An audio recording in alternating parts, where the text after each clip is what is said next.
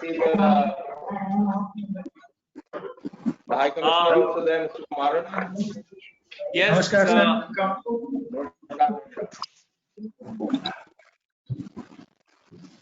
Namaskar, sir. Namaskar, sir. Mantri ji, namaskar. मंत्री जी नमस्कार। जी नमस्कार। मंत्री जी नमस्कार। नमस्कार, DK How Agarwal. are you, sir? नमस्कार अग्रवाल जी। Good to see you, sir. Thank you very much. Siddharthnath Singh ji, Gotham Energy has also joined, but I cannot see him in the screen. Okay. But he will be on this, but he has also joined. Okay. So, sir, let us begin then. Yes. Okay. So, good afternoon, everyone. Very warm welcome to this webinar, virtual interactive session with the Honorable Cabinet Minister of Uttar Pradesh, Mr. Siddharthnath Singh, on business opportunities in Uttar Pradesh, and we are very honored to have our very respected industry colleagues from Singapore. To begin the program, I will request Dr. D.K. Agrawal. Let me introduce you, Dr. D.K. Agrawal, who is the President of PhD Chamber. Dr. D.K. Agrawal is the President of PhD Chamber. Also, he is the CMD of SMC Invest and Advisors Limited, Chairman and Managing Director, SMC Capital, Category 1 Merchant Banker Limited, Chairman SMC Comrade Limited, Chairman SMC Real Estate Advisor, Director SMC Comex International Dubai. Dr. Agrawal is a fellow of Indian Institute of Chartered Accountants with over 2 decades of experience in security market and financial services. SMC Group is amongst the top financial services companies in India, having a network of 2,400 spread across 500 cities and towns in India. It has over 24,000 registered associate service providers in distribution segment, serving the financial needs of a large base of investor efficiently. SMC has been awarded as the #1 broker of the country in equity, derivative, currency segment, and it has also been rated as broking houses with the largest distribution network in the last 3 years by renowned organizations. Dr. Mehta, let me speak now. Okay, so over to you, Dr. Agrawal, for today's presidential address. Thank you very much. Thank you. Thank you, Dr. Ranjit Mehta. Good morning, everyone, and good afternoon, those friends from Singapore. On behalf of PhD Chamber of Commerce and on my personal behalf, I extend a very warm welcome to our Honorable Cabinet Minister, Shri Siddharthnath Singh Ji, who is Minister of Micro, Small and Medium Enterprises. He is also Minister of Investment and Exports, NRI, Agriculture, Textile and Handloom, Khadi and Gram Udyog, Government of Uttar Pradesh. His Excellency Mr. P. Kumaran, High Commissioner of India to Singapore. My friend Mr. Prasoon Mukherjee, Chairman, IBD, Vice Chairman of South Asia Business Group, SBF, also Chairman of Universal Success. Dr. Chandru, Chairman of Singapore India Chamber of Commerce and Industry, and also Chairman of MMI. Mr. Gotham Energy, Chairman of South Asia Business Group, Singapore Business Federation, also Chairman of Blackstone, Singapore. Mr. Tay Lien Shi, Global Markets Director, South Asia Enterprise, Singapore.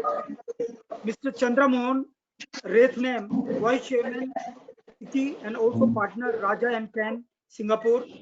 My colleague, Mr. Sanjay Agrawal, Senior Vice President, Dr. Lalit Kitan, Mentor of UP State Chapter, PhD Chamber of Commerce, also CMD Radico Kitan, Mr. Manoj Gaur, Chairman of UP State Chapter, and also Managing Director of the Gorsons Group of Reality.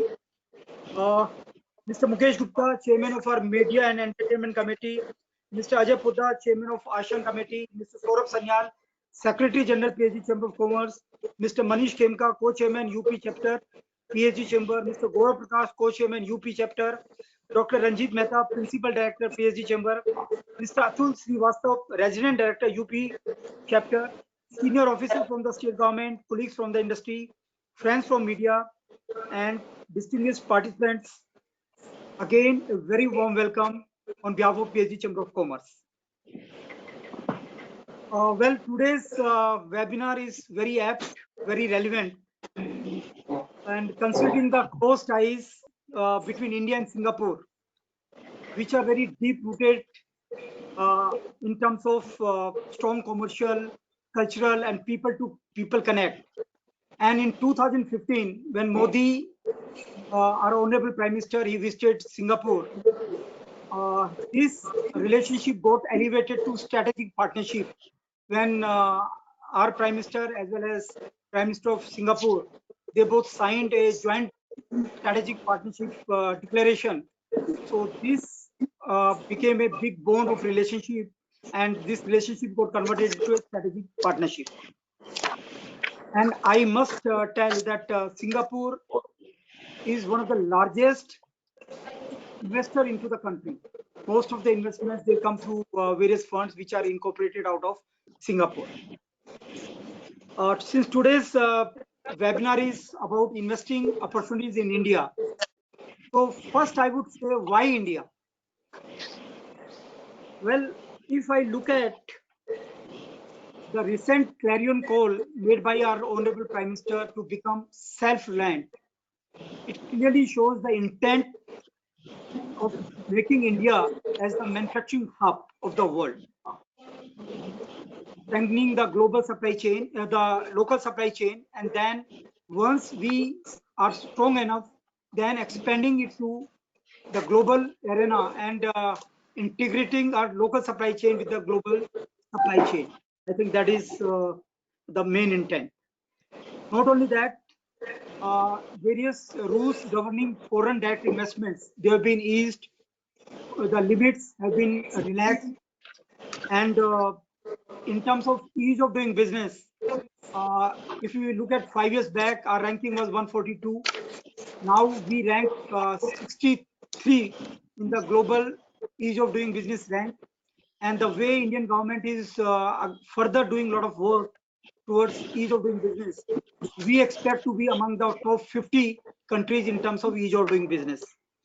It is not only ease of doing business, a lot of efforts have gone into reducing the cost of doing business, be it the interest cost, be it working on logistics, because our logistics costs are very high. It is almost 12 to 13% of the GDP as compared to 8 to 10% worldwide. So there has been a lot of effort being made to reduce the logistic cost, improve logistics infrastructure, so, and also in terms of availability of power, reducing the cost of power. So a lot of efforts are going into that direction to reduce the cost of doing business. And the biggest thing in this package, which was announced of 20.97 lakh crore, almost $300 billion to mitigate the pains of COVID. One of the big statement which has come from the Honorable Prime Minister himself is that a lot of work would be done in terms of legal reforms, contract enforceability, in terms of labor reforms, land reforms. I think that is something very, very important. Well, if some investor decides to invest in India, where he would invest, which state he would go, and that is where we come to investing in UP. And I would like to tell everyone, in last 3 years of Yogi Adityanath's government, the work which we have seen in UP, it is commendable. Great amount of work has been done towards creating the image, towards creating the ease of doing business, and a number of efforts have been done, number of initiatives have been taken to make UP as business friendly. The image has totally changed. A state which was earlier known for its crimes, for its political hypocrisy, and for a lot of other things. Now the state is known for its business friendly measures, and the image has totally changed. UP, I must tell you that it is the most populated state of the country. It's the biggest state of the country with population of 20 crore, almost 200 million people. And it is as big as the 7th largest country of the world, Brazil. So it is a big market in itself. Forget India. Even the state of UP is a very big market with the 200 million population. 12 major rivers flow into the state. The state is most networked in terms of highways, expressways, the dedicated industrial freight corridors, the north-south corridor, east-west corridor. A lot of areas fall under these corridors, and this is the second state which has flagged the very ambitious project of defense corridor. And I must tell you that in Defense Expo 2020, investment intent of almost 500,000 lakhs, 500,000 crore was received. Almost more than 1,000 proposals were received to invest into UP. UP is the second largest leather producer, second largest hydel power producer, third largest thermal power producer. It has installed capacity of 26,000 megawatt of power. And UP, what they have done to encourage investment, a land bank of almost 100,000 acres has been created, and around 20,000 acre land is ready to move. If investor says, I want to set up my factory in UP, the government has set up a dedicated one window service called Nivesh Mitra. And this is a one window service, and this is being looked after directly by the Honorable Chief Minister Yogi Adityanath ji. And he does it every week, he reviews it every week, and he makes sure that no hurdles are faced by anyone. A lot of infrastructure investment has almost gone 3 times in last 3 years, and the government is setting up a dedicated agency which will be directly headed by Yogi Adityanath ji, and it would be co-chaired, or the vice chairman would be the two very important ministers. One, our today's chief guest, Shri Siddharth Singh ji, and the other, Shri Satish ji, who is the Minister of Industry. So these two ministers, they would be the co-chair of this dedicated agency, which will ensure that investors who want to invest into UP, they do not face any hurdles. Well, I will not take a lot of time now because it's a big panel and a lot of people have to speak. But I want to tell you, lot of investors like Kodak TV, Microsoft, PepsiCo, Indian investors, ITC, one company which was having its manufacturing facilities in China, they wanted to shift their facilities from China to any other place. They have opted for UP, and it is Morkel Von Velex, the shoe manufacturer. They would be making almost 3 million pairs of shoes every year. So there is huge interest from companies from US, from Russia, from Japan, Germany, South Korea, and Thailand also. And I'm sure that a lot of Singapore companies would now take interest in this. And I must say, the Honorable Minister, the Chief Guest, he has been taking very keen interest. He's talking to a lot of investors from these countries, a lot of companies who want to shift their manufacturing capacities from China to elsewhere. So to make India and to make UP as the favorite destination, a lot of efforts are being put in by him, and I'm sure the UP we see today, the good work being done. I'm sure that after 5 years, it will be a new UP, it will be a new Uttar Pradesh, and we'll be proud of Uttar Pradesh. With this, I close here. Thank you very much. Thank you, sir. Thank you very much for your address. And there have been no doubt that tectonic reforms in Uttar Pradesh that have been initiated by the government.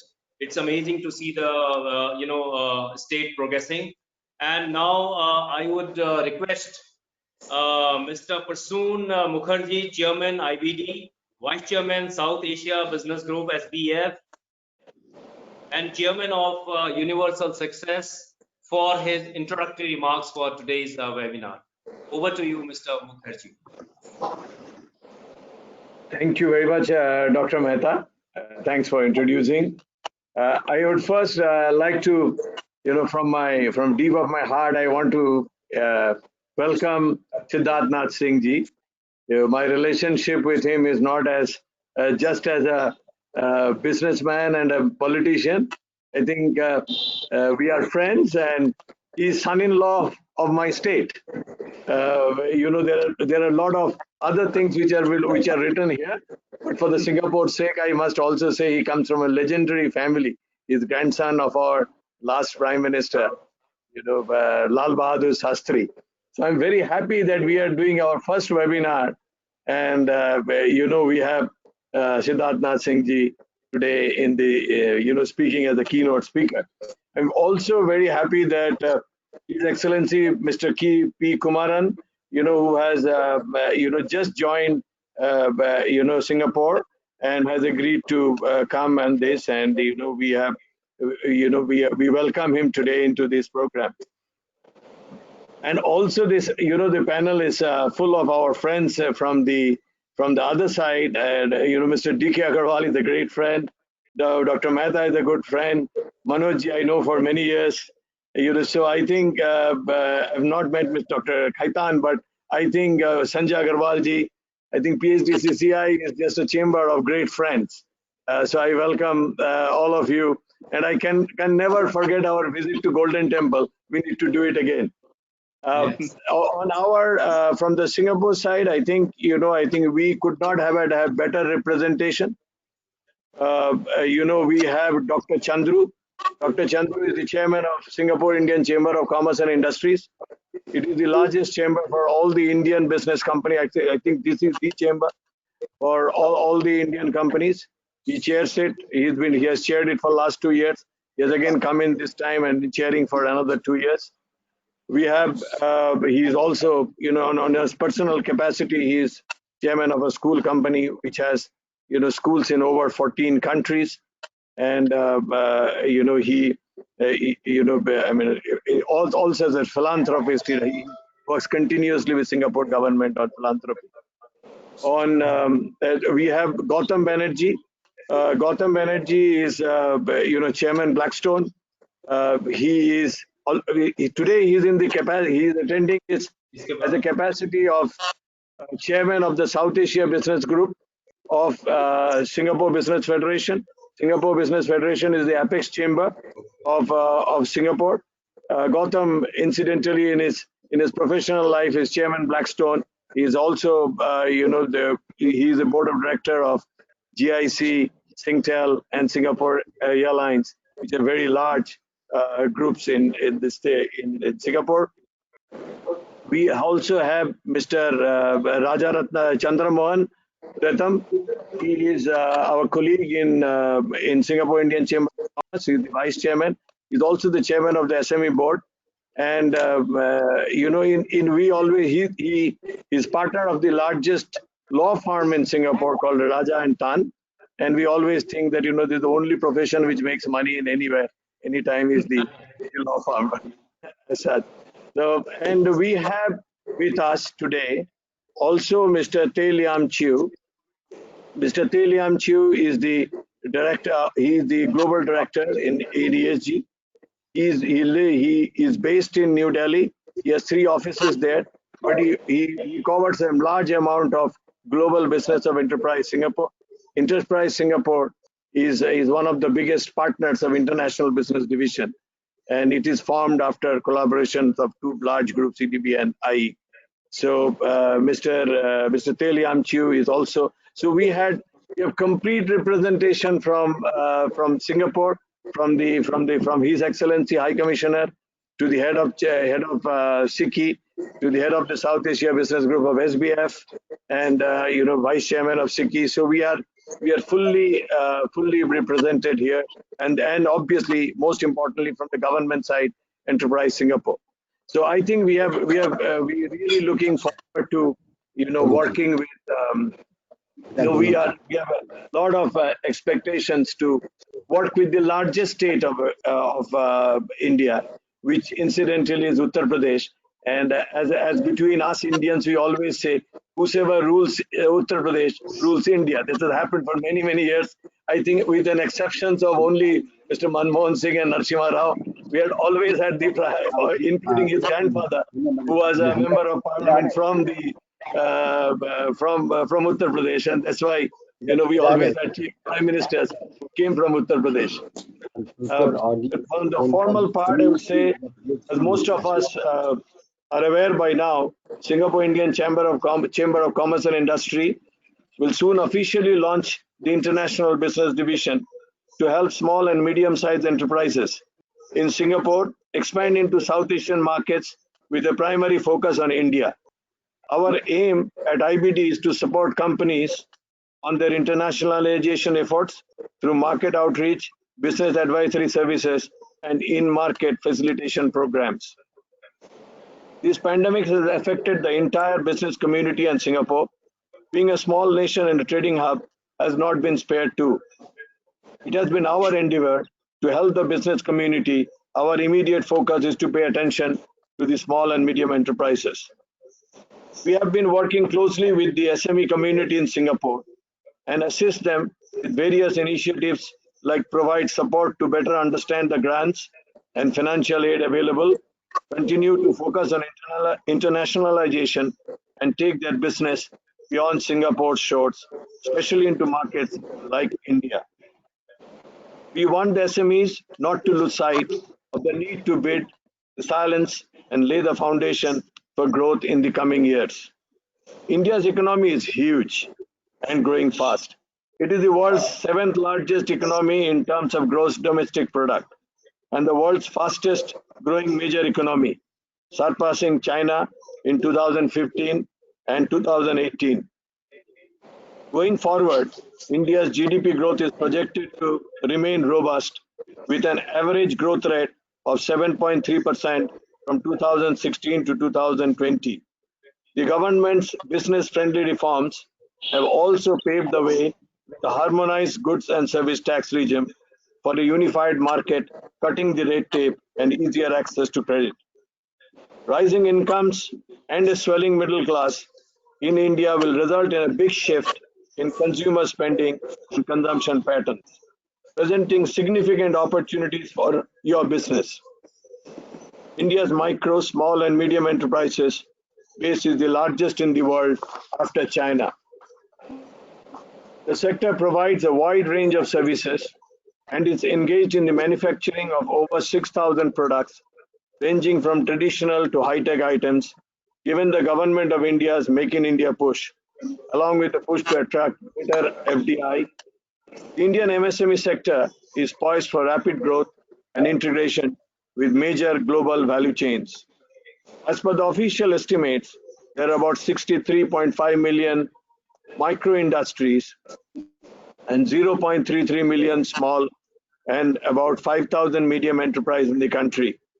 The state of Uttar Pradesh has the largest number of estimated MSMEs in India, with a share of 14.20% of the total MSMEs in the country.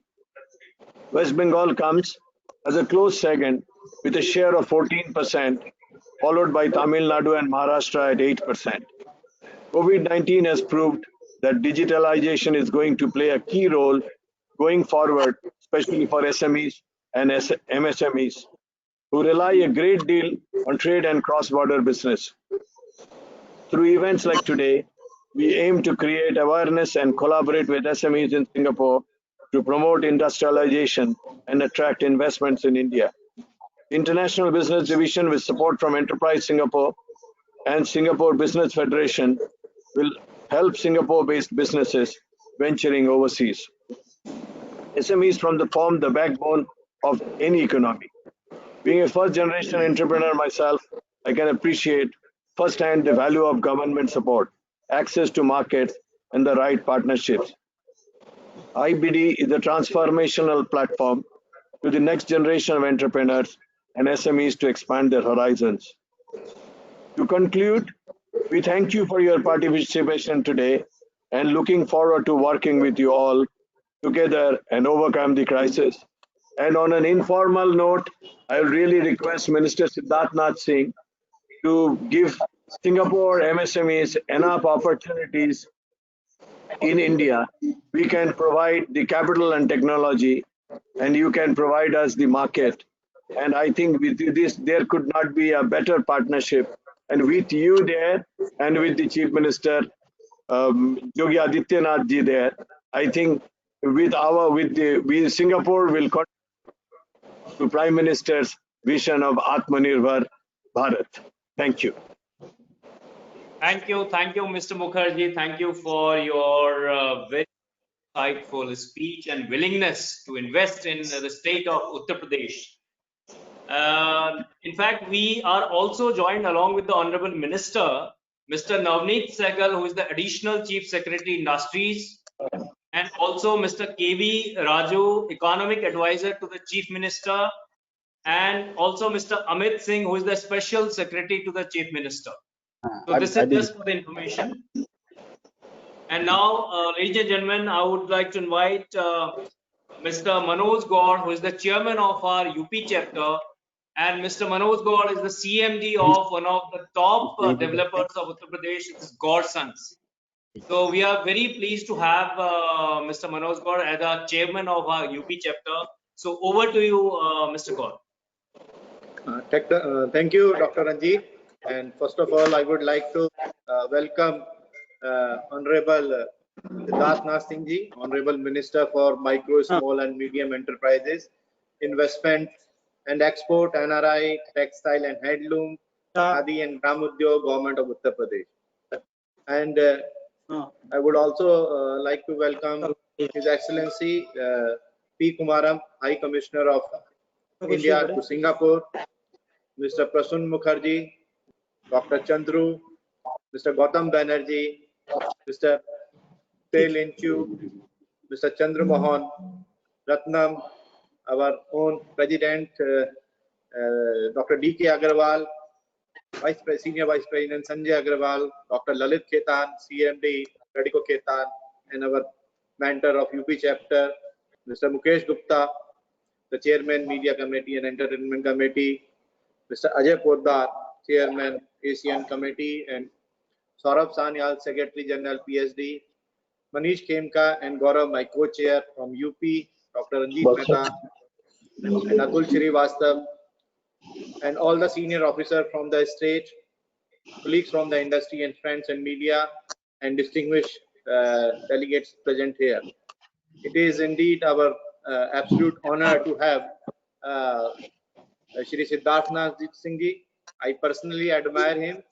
He is not only one of the finest person, knowledgeable minister of UB cabinet, but I think it is the one of the finest minister you can say from in the entire India. So it is indeed our absolute honor to have him as a chief guest of today in this interactive virtual conference session, and I truly appreciate the presence of all our eminent speakers of the day and the delegate as well as the media partners. I will also extend my warm welcome and gratitude to our distinguished friend and industry leader from Singapore for showing their keen concern in exploring the investment opportunity in the state of Uttar Pradesh. It is needless to mention that the bilateral relationship between the Republic of India and Republic of Singapore have traditionally been strong and friendly since decades.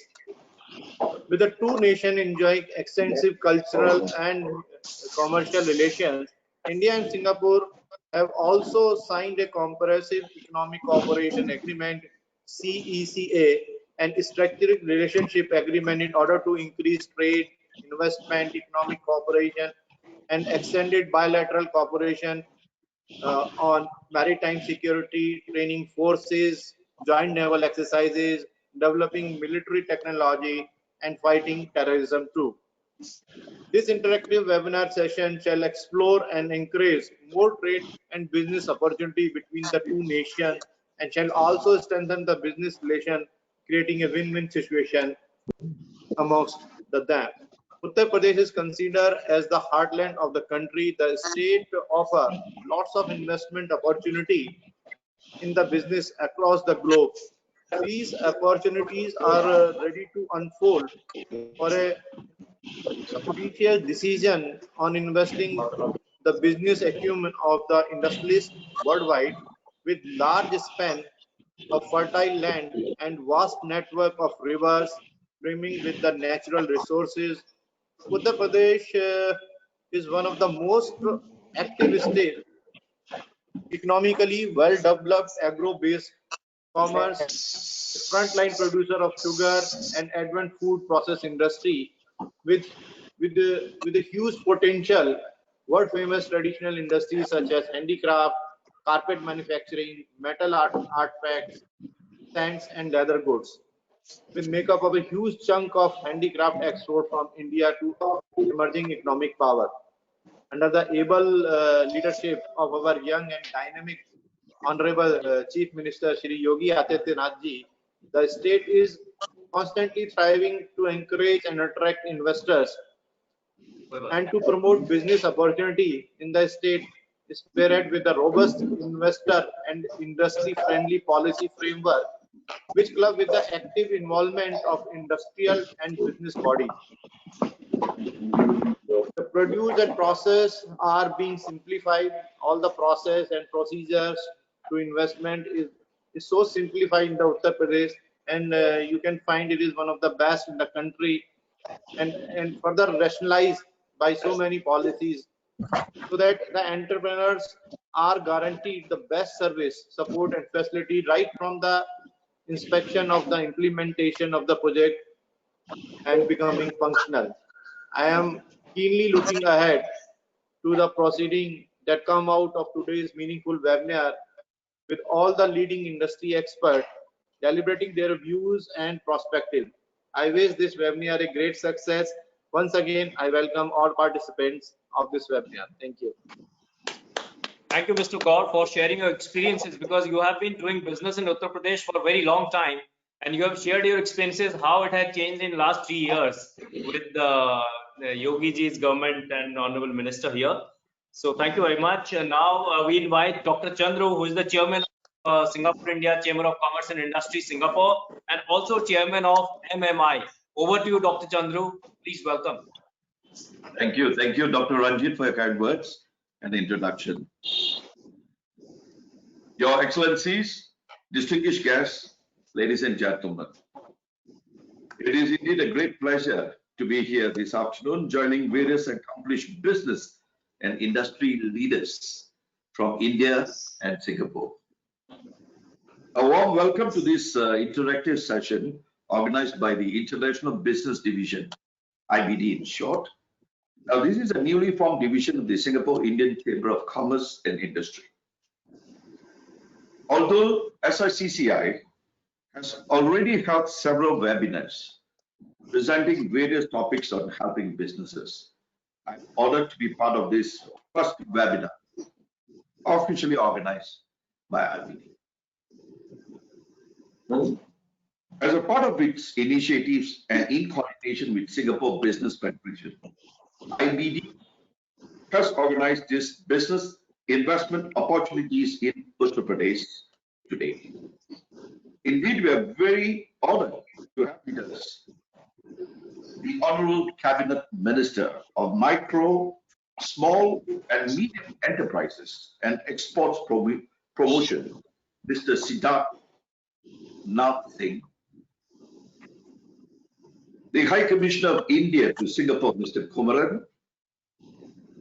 Dr. D.K. Agarwal, President, PhD, Mr. Sanjay Agarwal, Senior Vice President, PhD, and Mr. Manoj Kaur, UP State Chapter, PhD. This project is in collaboration with the Government of Uttar Pradesh, PHD Chamber of Commerce and Enterprise, Singapore. The Singapore Indian Chamber of Commerce and Industry has and continues to play a significant role in helping businesses thrive as well as an influential role in nurturing the next generation of entrepreneurs in Singapore. As the leading business representing the Indian community in Singapore, SICCI has evolved to become an important and useful platform for our members to learn, collaborate, and exchange business, as well as unlock business potential locally and globally. SICCI has supported the Singapore government's initiative to help firms, especially SMEs, grow in areas such as skills upgrading, productivity increase, internationalization, and recently, digital transformation. As such, SICCI always encourages the Singapore Indian business community to explore various opportunities globally. SICCI is well placed to assist businesses as they seek to internationalize. As a response to the interest and inquiries from companies and chamber members about growing opportunities in the South Asia market, SICCI is launching the International Business Division to help small and medium-sized enterprises expand into the South Asian with a primary focus on India. IBD aims to support companies' internationalization's effort through market outreach, business advisory services, in-market facilitation program to help them get connected to the right partners to do business with, not just in Singapore, in this case, Uttar Pradesh. Uttar Pradesh is considered as the heartland of the country, the largest state in India, with an estimated population of around 200. In terms of net state domestic product, it is the second largest economy after Maharashtra. The state's focus sectors include infrastructure, agriculture and food processing, energy, IT, and electronic system design and manufacturing, defense and textiles. The state offers loads of investment opportunities to the entrepreneurs across the globe. Many synergies can be achieved through IBC. They will create awareness and collaborate with companies in Singapore to promote industrialization and attract investments in Uttar Pradesh. It will be our endeavor to create strategic partnership between India and Singapore, which will contribute to stability and prosperity of both countries during this unprecedented time. I look forward to a interactive discussion and will be glad to clarify any queries later if you may have. Thank you. Thank you very much, Mr. Chandru. With Sikki, Mr. In fact, Prasoon Mukherjee, he was instrumental in signing this MOU with Sikki, and we are very thankful to him and to you both. And now there will be some change in the program, so I would like to invite, since Dr. Kitan is, I think he has some problem in his mic, he's fixing it up. No, I think I'm on now. Invite, Dr. Mehta, I'm on now. Can you hear me? oh, you are on now, sir? Yeah, I'm fully on. Okay, that's wonderful, sir. In fact, since like Dr. Lalit Kitan is here, I would like to introduce before I invite him, Dr. Kitan. In fact, is going to give his view. Dr. Kitan is the chairman and managing director of the Radico Kitan Limited and mentor of UP chapter of PhD Chamber. Radico Kitan Limited is the largest Indian liquor manufacturing company in India. Dr. Kitan, in fact, purchased Radico for merely 16 lakh rupees around 2 decades back. But now this company is having a turnover of more than 10,000 crore last year. It's Dr. Kitan's focused efforts and clear vision that has brought Radico to this level. Dr. Kitan is involved in a lot of social activities as well. He has been associated with some prominent associations, including All India Distillers Association, UP Distillers Association, and UP Development Board.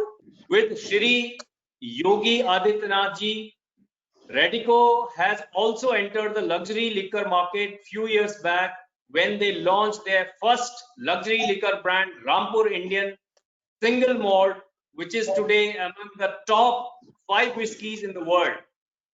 Some of their other brands are also among the top 10 in the world.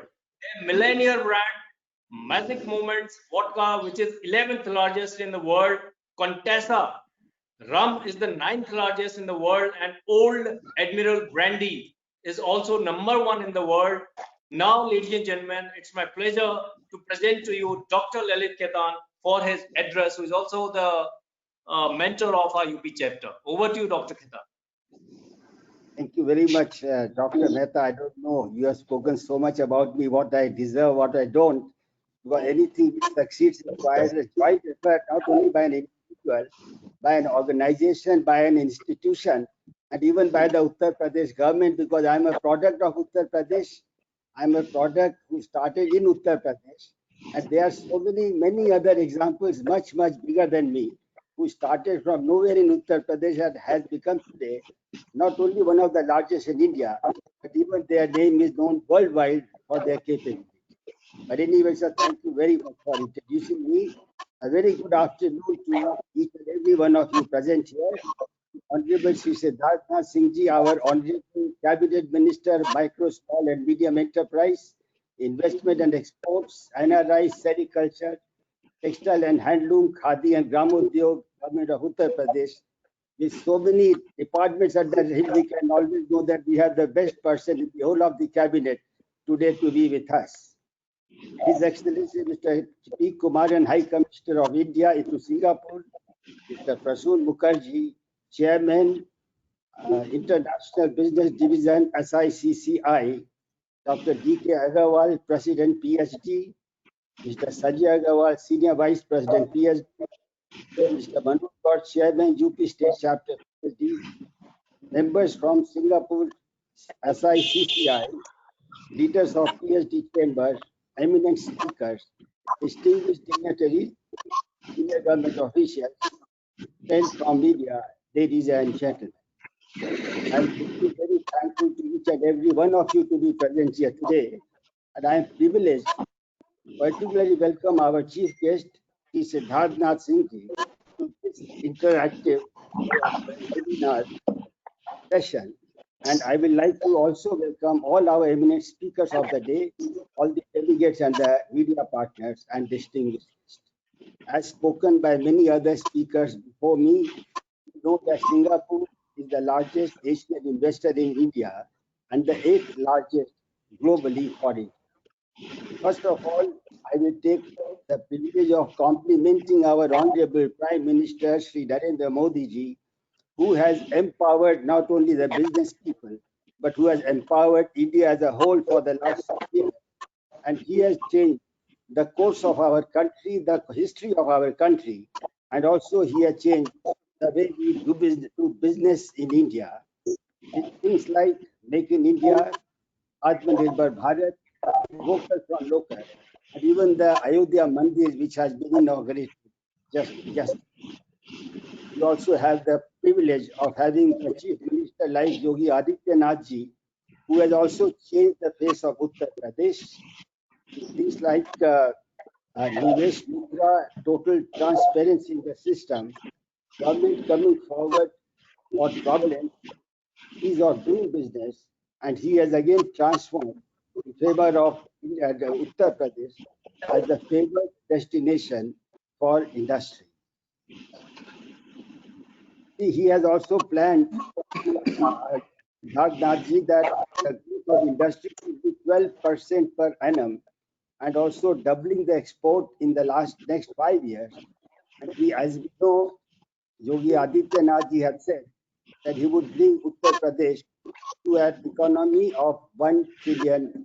I have had the pleasure of having meetings with Siddharthnath ji and also a few webinars in the last few months. And I can only say to the people present here that Siddharth Nathji has a very clear vision and focus. He has a great capability of problem solving and also timeline, which timeline the problem can be solved. Ladies and gentlemen, according to me, the most important thing for a businessman when he wants to invest, particularly outside the country, is how far his money is safe. What are the returns he can get on his money?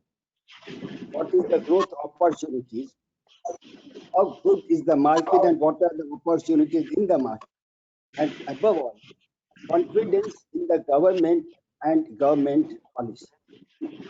As we have heard that Uttar Pradesh is the largest state in India with a population of 230 million people, covering 7.4% of the Indian land. And Uttar Pradesh again is an opportunity of to grow and do business here. As said, I personally belong to Uttar Pradesh, and luckily our company is now doing very well, being the largest in the world and 4 brands among the top 11 brands in the world in their segment. But the important point here is that this all could only happen because of the support of the Uttar Pradesh government. And Yogi Adityanath's government has come in the last 3 years. And I'm happy to say that our profits have doubled in the last 3 years. And they have doubled because of the clean policy of the Uttar Pradesh government. Earlier, if certain thing had to be solved, it had to go at a very high level. But now what I have observed in the last 3 years, that these problems can be solved in a very manner from the government officials also, and it need not go beyond. Ladies and gentlemen, we have heard the famous saying that for an optimistic person, the glass is half full, but for a pessimist, it is half empty. Today, seeing the UP scenario, I can assure you that if you come to Uttar Pradesh, your glass will not be half full, at least it will be 3/4 full. With my own experience, I can confidently say that trust Uttar Pradesh government and invest in Uttar Pradesh, you will get full support from the government. In the end, I would like to conclude by saying, कर्म भूमि पर फल के लिए श्रम सबको करना पड़ता है. कर्म भूमि पर फल के लिए श्रम सबको करना पड़ता है. खुदा तो सिर्फ लकीरें देता है. खुदा तो सिर्फ लकीरें देता है. रंग तो हम ही को भरना पड़ता है. I'm sure there are many investors from Singapore who are here. There are many people who will be encouraged by the investors who have come here today from Singapore and from all over. And I'm also feeling that with the Siddharth Nathji here, with the UP potential and the growth, certainly a lot of business would come between Singapore as well as Uttar Pradesh. I wish this webinar all the best, grand success. Thank you very much. God bless us all and Jai Hind. Thank you very much, Dr. Kitan. Since you said that खुदा तो लकीरें देता है, रंग तो हम ही को भरना पड़ता है, for the benefit of all our friends from Singapore, that God actually gives us the life, but we have to convert our opportunities into convert our whatever opportunity we get, we have to, with our karma, we have to turn it into realities. And thank you very much indeed. Now, ladies and gentlemen, I would like to invite Mr. Gotham Energy, who is the chairman of South Asia Business Group, Singapore Business Federation, chairman Blackstone Singapore. In fact, I have interacted with Mr. Gotham Energy in more than 3 occasions in Singapore. And let me tell you, ladies and gentlemen, the kind of industry leader he is, and he is so humane. And you don't even feel that once you meet him, he is having such a big stature in in the industry. And I had a very good interaction with him in Singapore at least 3 times. Thank you, Mr. Banerjee, for joining us today. So over to you, Mr. Banerjee. Thank you very much for that very warm and kind introduction. Can you all hear me? Yes. Okay, We good. can. Okay, great. That's great. Honorable Minister Siddharthanath Singh, Mr. Agarwal, Mr. Prashun Mukherjee, distinguished speakers and guests, it's really a great honor to be part of this august group to talk about Uttar Pradesh, and also congratulations to SICI and IBD, Dr. Chandru and Mr. Prashun to have got this show on the road with PHDCCI. So I'm really quite delighted that we are focusing on a region which is not that familiar with Singapore investors. I mean, Singapore has traditionally invested in states such as Karnataka, Tamil Nadu, Maharashtra, Gujarat. I know there's a lot of investment, a lot of trade flows, and that's partly because of the connectivity, and long-term historical connections that Singapore has had with these regions. But there's a lot more to India than the states that we are doing business, and it's been very successful businesses. Don't get me wrong there, but I think we just need to spread our wings further. Singapore has a lot to offer, but we are constrained by our size and our small population. So we are always looking for hinterlands.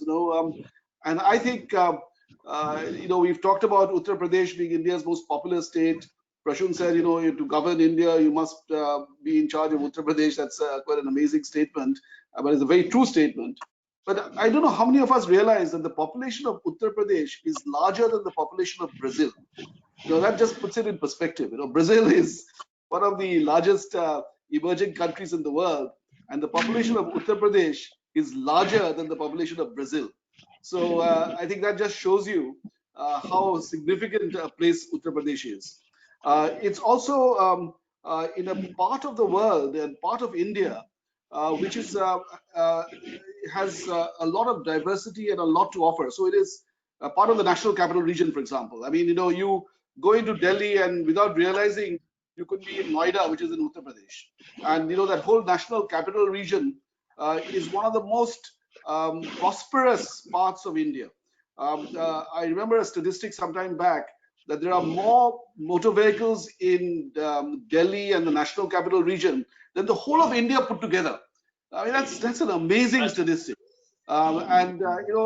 it just shows you the potential. It's not only whether it is the auto industry, whether it is manufacturing, whether it is agriculture. There's a lot that's going on in Uttar Pradesh, apart from the tourism and other opportunities. I mean, it has got some of the most wonderful places to visit, including the Taj Mahal is in Uttar Pradesh.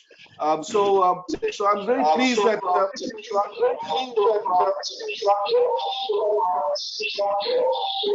sorry, seems to be some disturbance. Anyway, so I think in a way it is good that Singapore investors will learn about a new place, a new territory, and that we can then spread our wings further. The other point I would like to make is that in this post-COVID world, we have to reimagine and relook at our businesses, because this is the first time we've had a crisis, which is not only an economic crisis, but a health crisis as well as a financial crisis. So, it really is something which has wreaked havoc, not only in a few countries, but the world over. Global economies have never been hit by a crisis which the Prime Minister of Singapore has said is a crisis of a generation. And we have not fully felt that impact yet.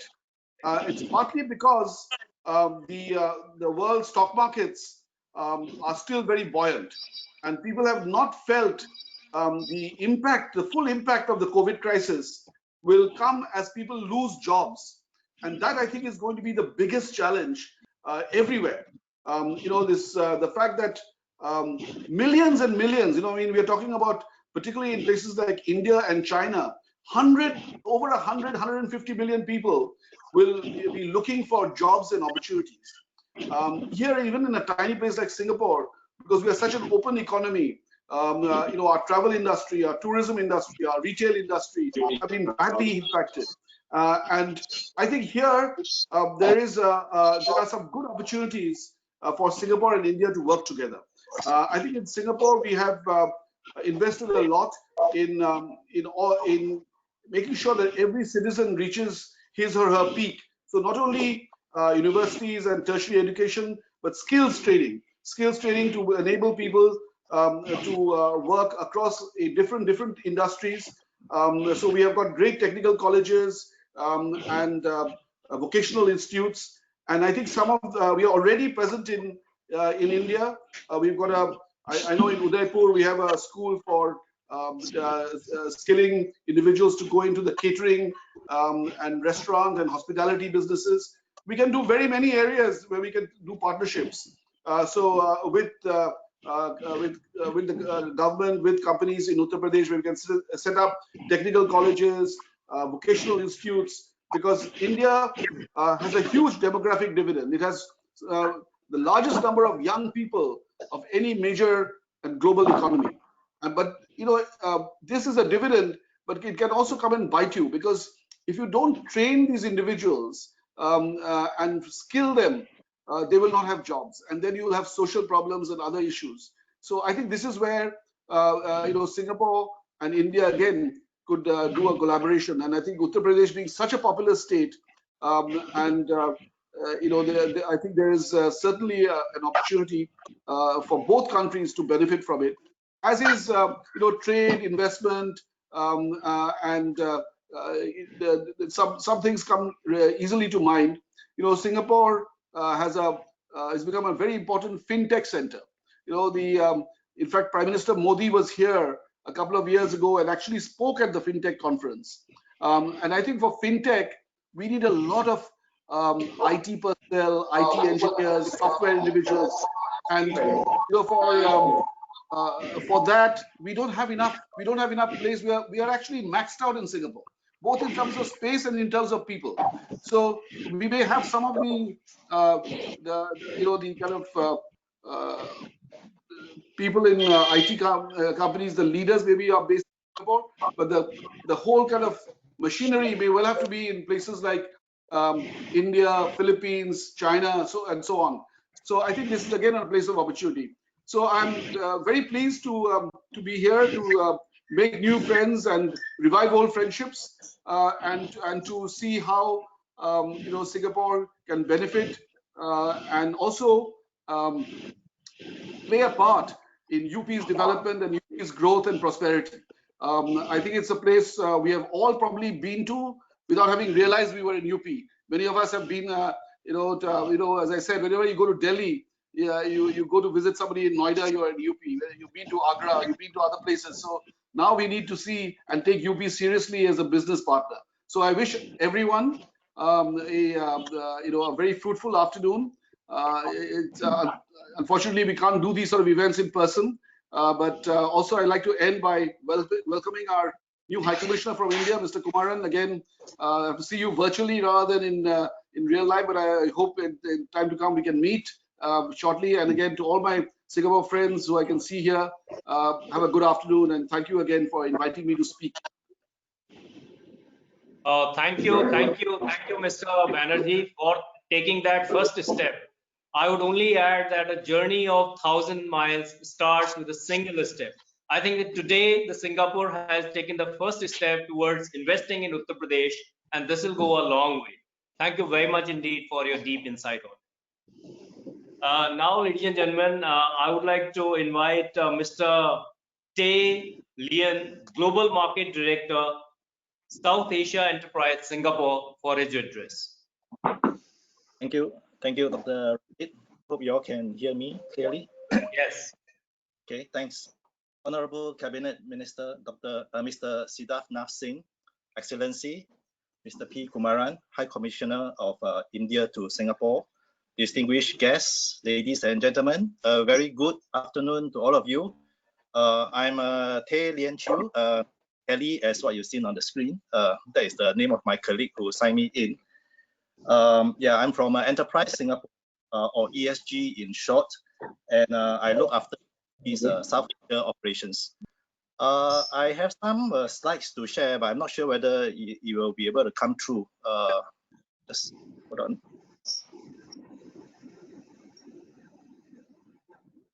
Can you all see the slides? I think it's showing, right? It's all blank. Yeah, it's all black right now. All right, it's okay. I think okay. Now, yes. Okay, Now, yes. Yeah, I think we can go to the next slide. Yeah, Wisan. Yeah. Yeah. So in today's sharing, actually, I would like to just briefly introduce Enterprise Singapore, and especially my team and the work that we do in fostering greater economic collaborations between Singapore and India. And I hope through today's sharing, there will be an understanding of what we do, and it could promote more discussions and business linkages in our two countries. So very briefly, Enterprise Singapore is a statutory board under Singapore Ministry of Trade and Industry, and our mission is actually to grow Singapore enterprises and to also grow Singapore's external economy. We're also in charge of growing Singapore into a global trading hub, and also played the role of a national accreditation and standardization body. So to support our mission of growing Singapore's external economy, we actually have about 36 offices globally. In the South Asia region, we have 3 offices, all are located in India. They are in Mumbai and Chennai, and I myself is actually based in Delhi. So as I mentioned, our role is really to promote greater economic and business linkages between Singapore and India. So what this translates to on a day-to-day basis is that we facilitate Singapore companies across all sectors to do business in India, right? Be it in investments or providing a service or even technological collaboration. Me and my team, we look out very actively for opportunities in India and work closely with Indian government agencies and institutions and the private sector in India and link them up with our companies so that those opportunities could be pursued together. So over the years, we have actually successfully facilitated Singapore companies, both big and small, to do business in India. I think as you can see on the screen on the right, there are some companies. These are snapshot of companies that already have a presence in India. So they spread across sectors, and some are household names, right? That which you may recognize. For example, CapitaLand with their network of IT and industrial parks throughout India. PSA operating the major ports in India. There are also SMEs who have found a niche in India. So, for example, snacks company Tong Gardens, which you might recognize. Health tech company Napier, as well as e-commerce enabling company Shopmatic, just to name a few. So ESG has been very focused on enabling our SMEs to look at India as a market and as a destination for investment, as well as a source of technological collaboration with Indian companies. So to the Singapore companies, if you are keen to look at India, to enter India for business, I think we are here, ESG is here to help you and to have a further discussion and see how we can.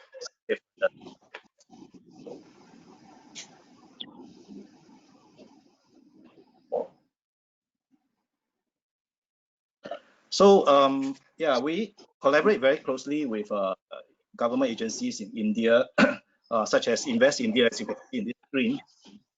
With Invest India, we have an MOU to provide a one-stop service for Singapore companies that are keen to do business in India. So recently, with Invest India, we have jointly organized webinars on automotive and EV sector, as well as on food processing, to share opportunities in these sectors with Singapore companies. So there are also some companies that are already present in the state of Uttar Pradesh, right? And as you can see on the screen, there are some companies like Sam and Sarah, Electroloy. These are all manufacturing companies. We also note the very progressive steps that the state has taken to enhance its ease of doing business, and we hope to really work together with all that here to facilitate more companies to look at opportunities in this state of UP.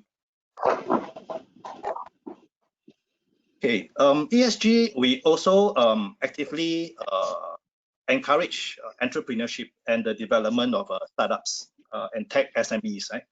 So India's dynamic startup scene and a very strong startup ecosystem actually provide a lot of opportunities for collaboration with Singapore. So last year, ESG actually launched a global innovation alliance in Bangalore. This is essentially an initiative to promote the two-way flow of startups and ecosystem players like accelerators, incubators, and venture funds between Singapore and India.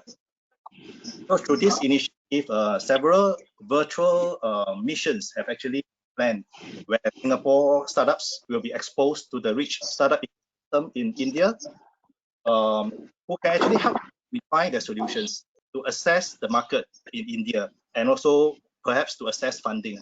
And vice versa, we will also be linking up Indian startups who could benefit from Singapore's ecosystem with the relevance here in Singapore. So we'll be very keen to work with startups and ecosystem players in Uttar Pradesh and to explore similar kind of collaboration.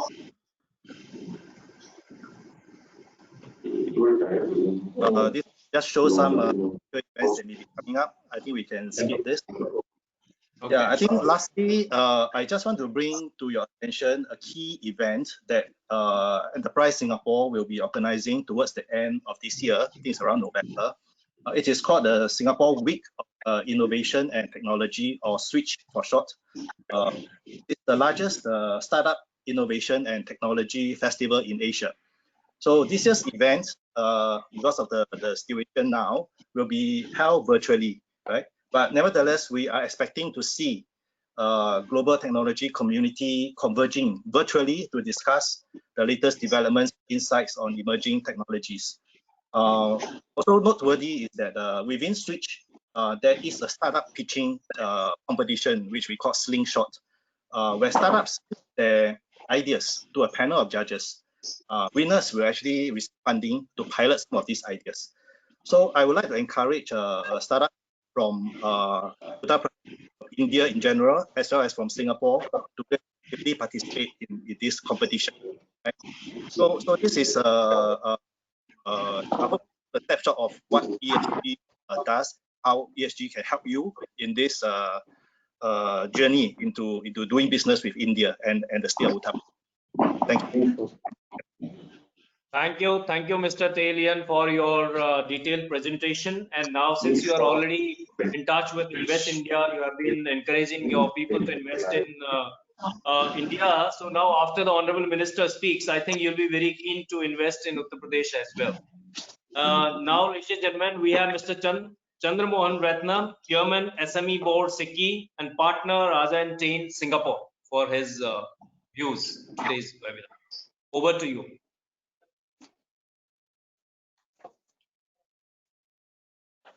Chandra, we cannot hear you. We can't hear you, Mr. Chandra Mohan. Yeah. Thank you very much, Dr. Ranjit, and a very warm welcome to the Honorable Cabinet Minister, Shri Siddharnath Singh, and a very warm welcome to Singapore, to His Excellency, Mr. P. Kumaran, Indian High Commissioner to Singapore. Thank you, sir, and welcome to Singapore, and all distinguished guests. I thought since it's a seminar that is dealing with IBD, and IBDs are dealing with SMEs in Singapore, I'll give you a brief introduction to the SME scene in Singapore. Next slide.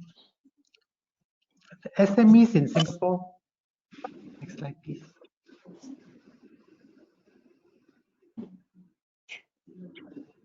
Okay. Can you move to the next slide, please? Okay, SMEs in Singapore are defined as companies having a turnover of 100 million or lesser and a staff strength of less than 200. Now, the importance of the SME scene in Singapore is as follows. SMEs comprise about 99% of all, okay, can I go to that slide? This, yes. Yes. 99% of all enterprises in Singapore are SMEs, and SMEs employ 72% of all the workforce in Singapore, and they contribute to about 40% of the GDP here. So one glance at this slide will tell you the importance of the SME sector to Singapore. Now, COVID, as Mr. Gotham Energy has also said, has impacted Singapore and the SME sector quite badly. And I think these slides will be made available to you. You can see the impact of COVID on the GDP growth in Singapore. These slides, I think, are important because I wanted to focus on the fact that the Singapore government has, in the course of about 4 budgets, close to about $100 billion into Singapore companies.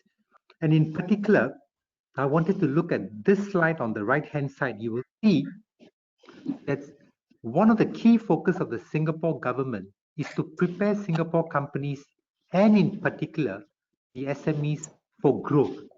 And if you look at the last, the fourth bullet point on the preparing for growth section, you will see that one of the key focus of the Singapore government is to make Singapore companies go global. Okay. And Singapore is, same thing as what some of our speakers have said, that one of the key initiatives of the Singapore government is also to ensure that the Singapore workforce is using this opportunity to deepen leadership capability, to build capabilities, to build strength, and to upgrade. So you see here that the key focus vis-a-vis the SME sector here is to digitalize, to automate, to adopt technology, to transform the business, to develop new solutions, and importantly, to be prepared to go global.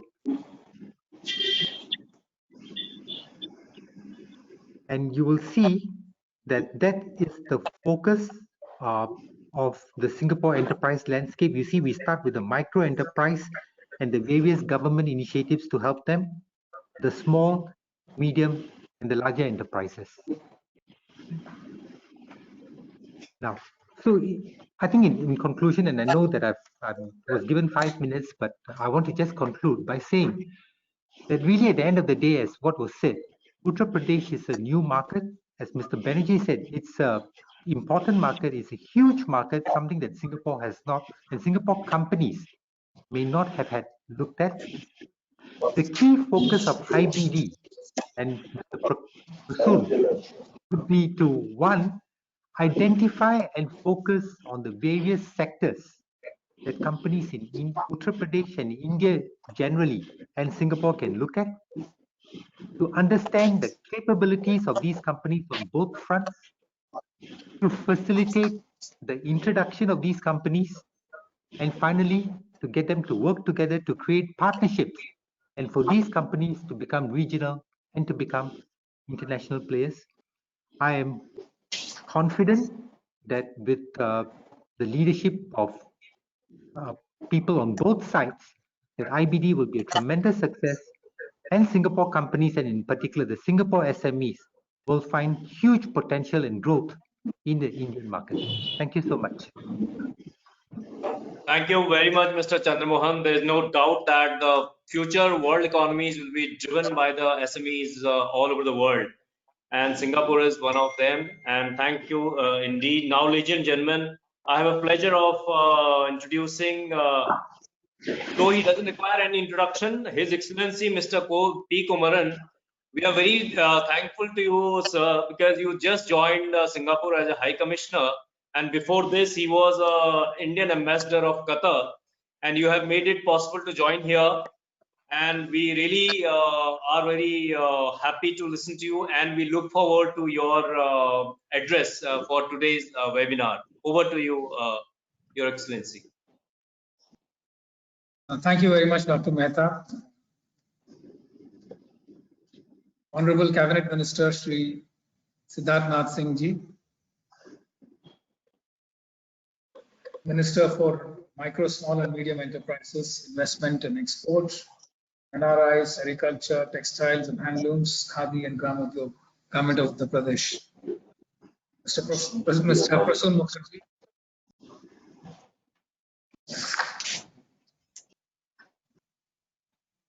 Chairman IBD, Vice Chairman South Asia Business Group, Dr. Chandra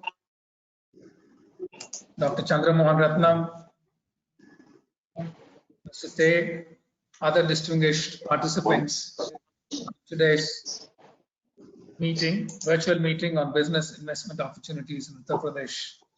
It's indeed a pleasure to join you all today so soon after I took charge in Singapore. Please note that I'm still High Commissioner Designate. I still haven't formally submitted my credentials. It's an essential step before I formally get accredited as High Commissioner of India to Singapore.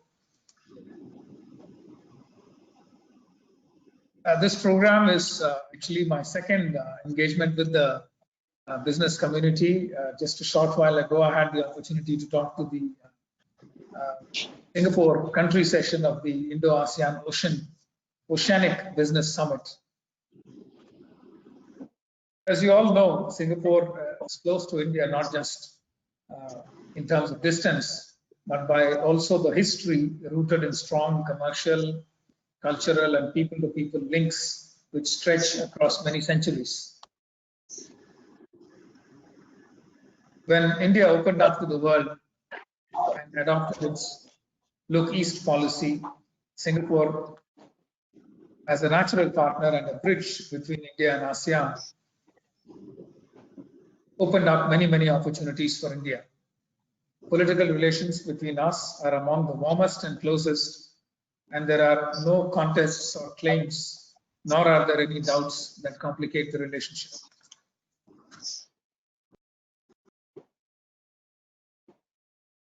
Singapore is not just a leading economic partner of India, it's also the region's hub for trade, investment, aviation, and finance. In many areas of India's development priorities, Singapore indeed is a very key partner, be it smart cities, urban solutions, financial sector, skills development, ports, logistics, aviation, or industrial parks.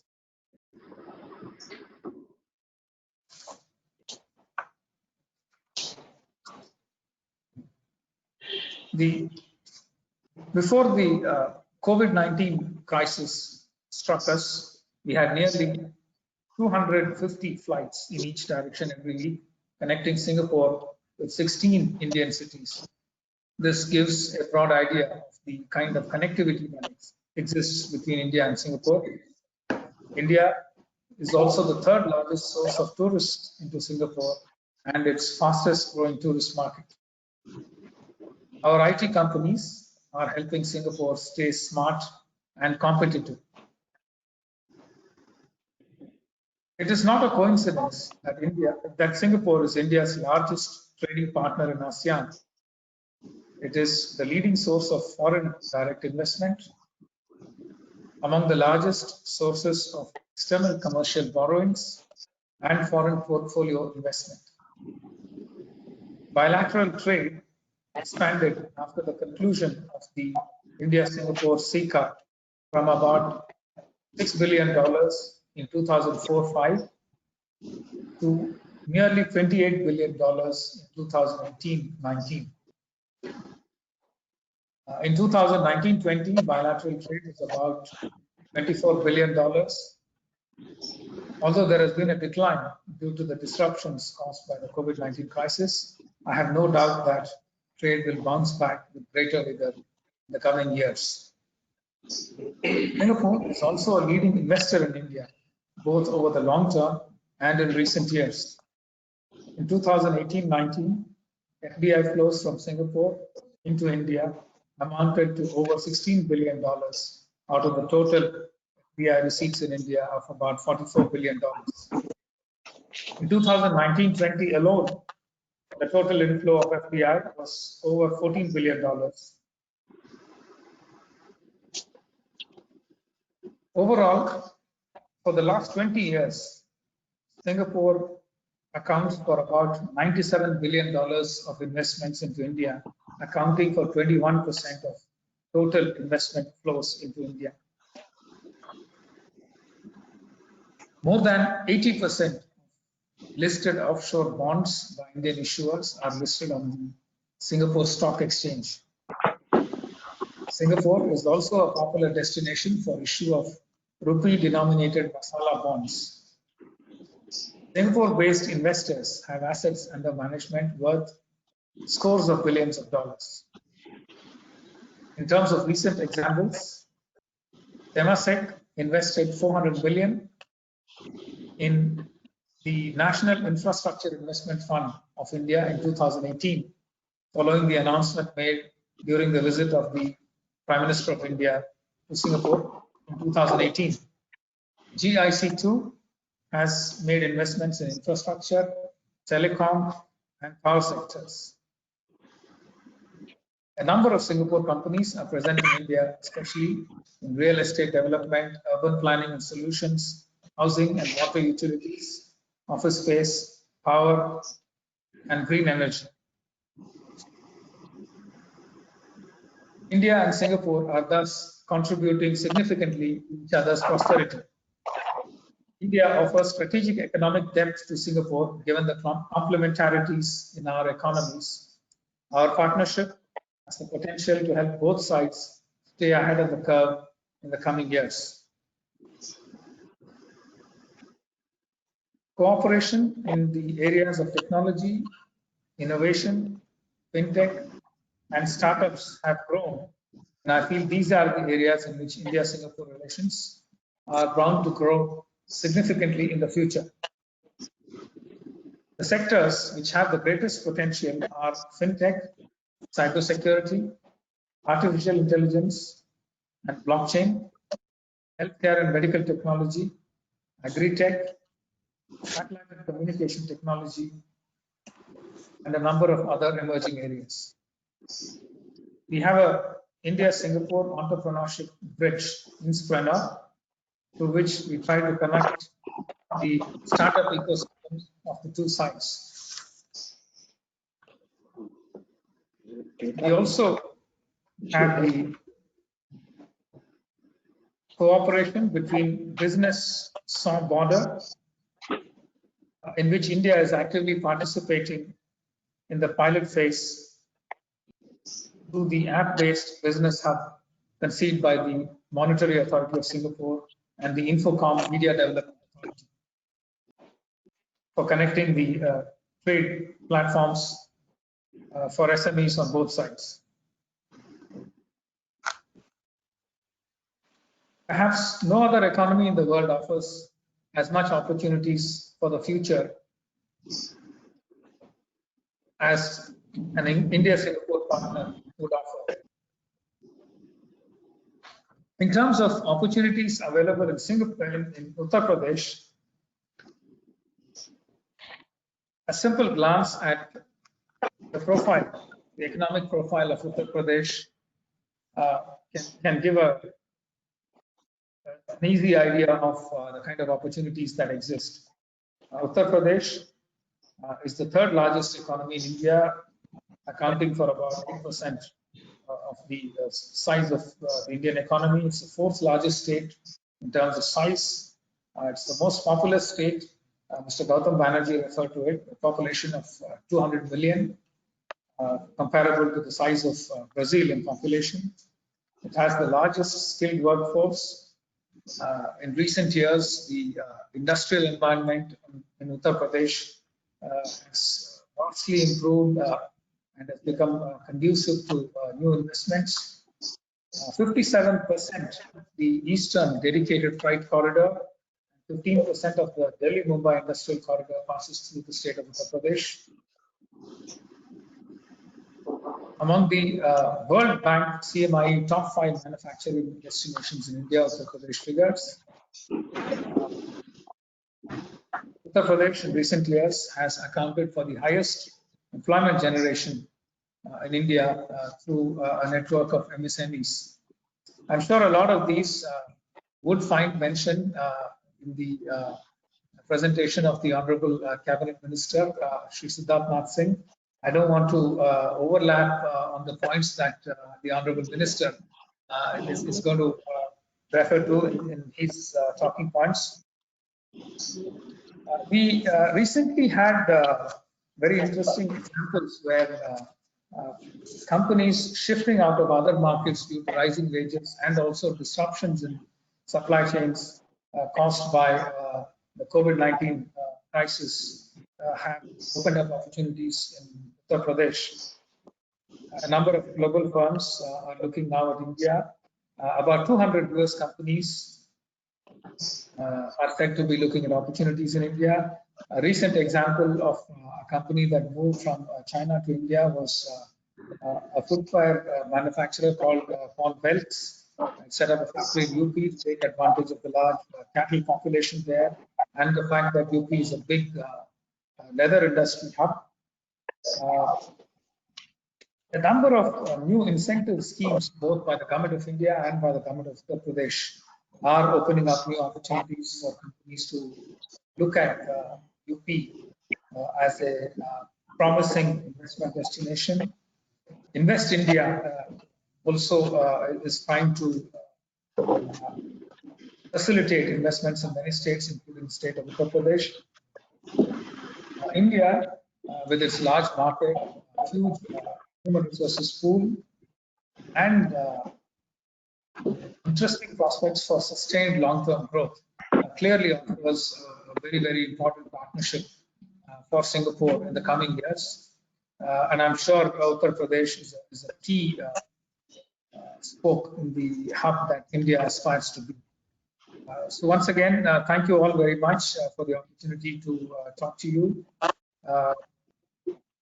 And look forward to working both with colleagues in SICCI, Enterprise Singapore, PHD Chamber of Commerce, and the Government of Uttar Pradesh in the coming months and years.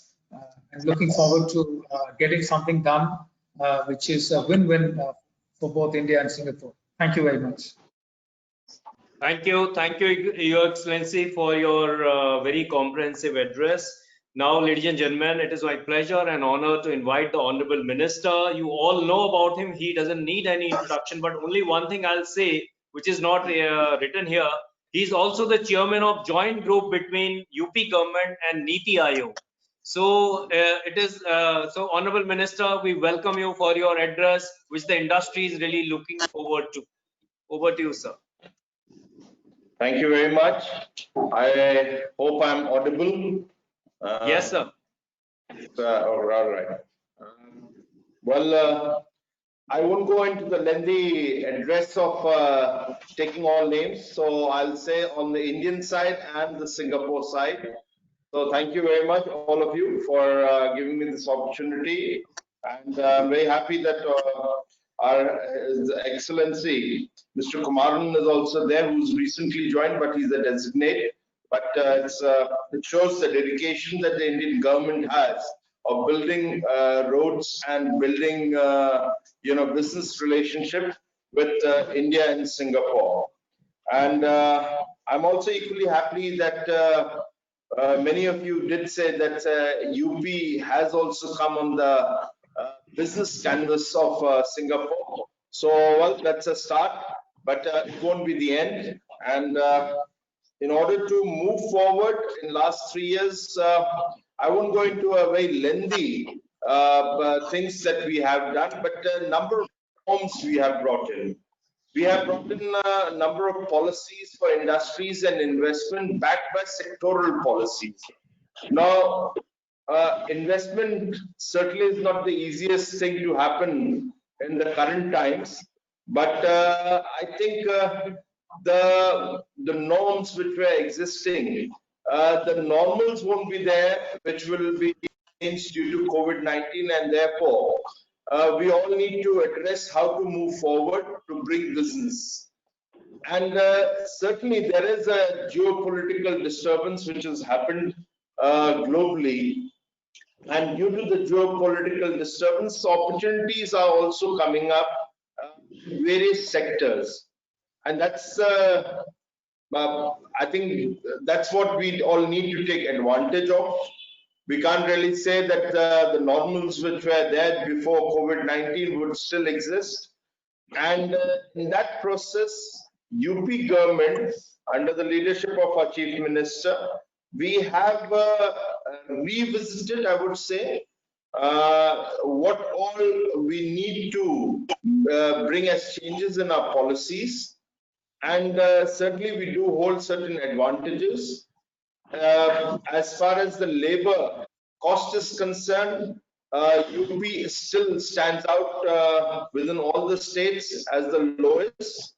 And in land also, land prices, UP being a very large but geographically spread state, so we do have land prices which can vary from near to Delhi and going up to Nepal side. And in that, we have ensured that our policies are based on the regional disbalances which were existing, so that others can take the advantage if you have to move away from Delhi, that is particularly Noida and Greater Noida. Although Noida and Greater Noida is the thrust because of the new airport also coming up, which will be the largest airport in 2.5 years. It will be running airport, which will be the largest in India, with 6 runways that will be upcoming. But in order to address various land banks, we have ensured in last 3 years that we have a crisscross of expressways. We've already started the inland waterway because we are a landlocked state, and therefore we do need to take that advantage, and therefore the inland waterway has started. And equally, we are now focusing on how to become the global supply chain. And when we talk about the global supply chain, there are a number of areas that we need to address. And when I'm talking about them, they all are backed with the recent policy changes that we have brought in all these areas, be it in the electronic and the IT industry, be it in the textile industry, be it in the food processing, and so forth. So all these areas, we have already, in fact, as I speak, we have already come out with certain tenders, or the RFPs, I would say, in textile apparel parks we are creating. We are creating MSME parks, that is 6 of them in Uttar Pradesh. So the tender is out. There is agro processing tender which we have taken out. We have already started, lot has been spoken about the skill training, and so we have already brought in for appointment of consultant for the skill training and placement, and we will be very soon coming up for our integrated townships. Now, integrated townships would be like there's been a requirement by many investors, particularly coming from South Korea, Japan, and they have said that we want an ecosystem which is as good as what we get in our own country. So we are coming up with a new policy, and there will be land which will be given on lease, and that we can create. For example, just to give an example, we can say, we can call it a Singapore city, which can be spread over hundreds of acres or thousands of acres. So similar policy is being announced. We are actually, perhaps in India, we will be the best state for investment of EV, electronic vehicles.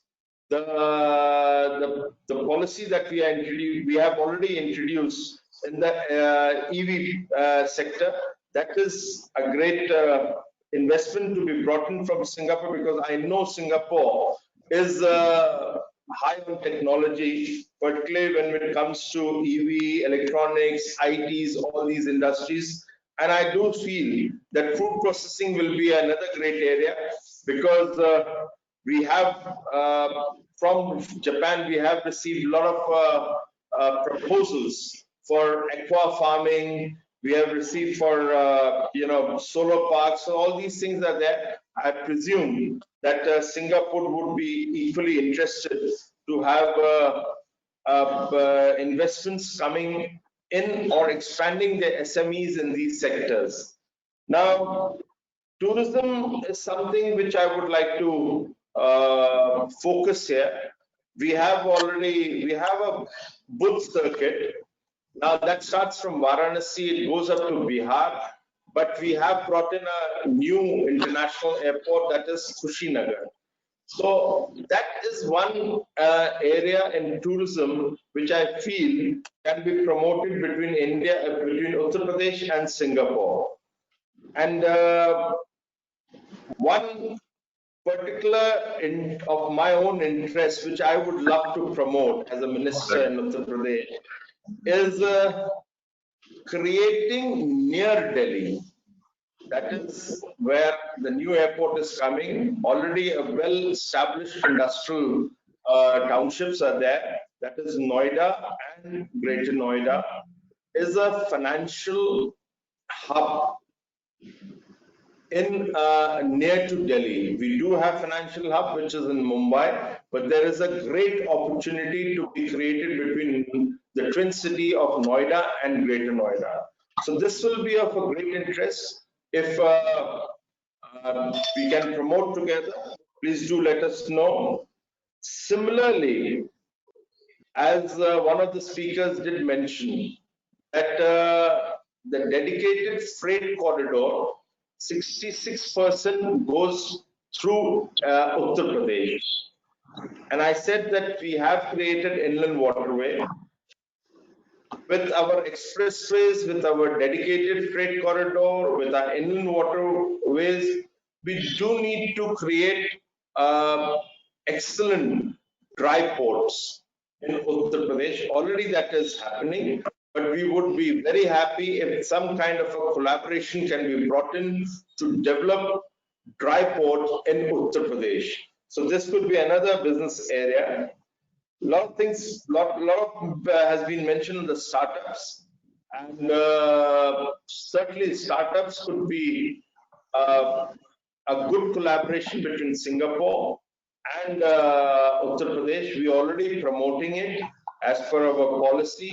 We can have mentorships coming from Singapore. We can have the incubation centers, accelerators. All these things can happen, and there is a policy to back it, which is, again, I would say, perhaps the best, if not equal to many of the states which offer these startup policies. Yeah, my colleague here, who's the Additional Chief Secretary, Mr. Navneet Sehgal, is saying that Singapore companies can participate in the fund. So that could be another great area.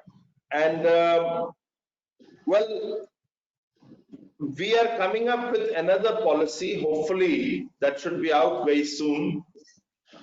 We are looking at many of the, because of geopolitical disturbance, as I say, many companies or many firms, manufacturing firms or trading houses would be very interested to bring in raw materials or goods, either to manufacture them or to the trading for export purposes. Now, that is a bonded manufacturing, which has not been introduced in India, but certainly it is by Invest India now. And this is something we are introducing. This gives a great advantage of companies who wish to export their products out of India, but they need to manufacture, so they can bring in the raw material. When they bring in the raw material, you don't need to pay on the duties, on the import duty. When you export, that import and export duty is netted out. So the working capital or the advantage is that the working capital doesn't get stuck on the payment of duties, the interest factors. So all these things brings the goods, manufacturing costs down. So this is something we are going to be bringing very, very soon.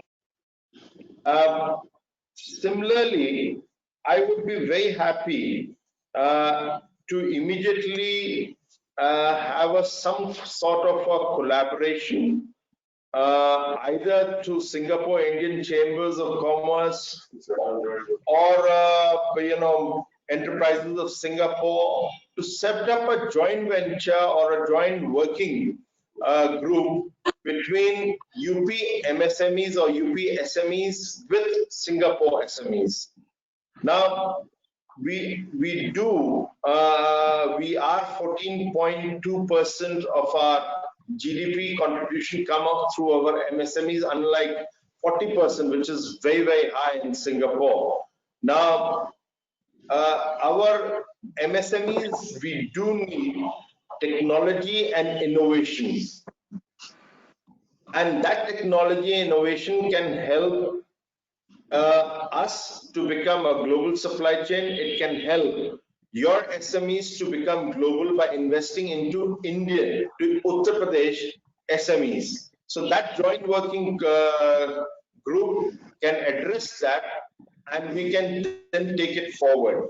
So another area which is of interest, and since we are attracting investment, it is investment in technologies, it is investment in food processing, we are promoting tourism. We do require skilling. I know Singapore has started in Guwahati, New Delhi, and in Rajasthan. We would be very happy to collaborate with you on the skilling colleges or schools, you can say, and that would be of interest. We can actually look at it in a different. You may require some skills to be exported from Uttar Pradesh to Singapore or to any of your investment destinations where these skills are required.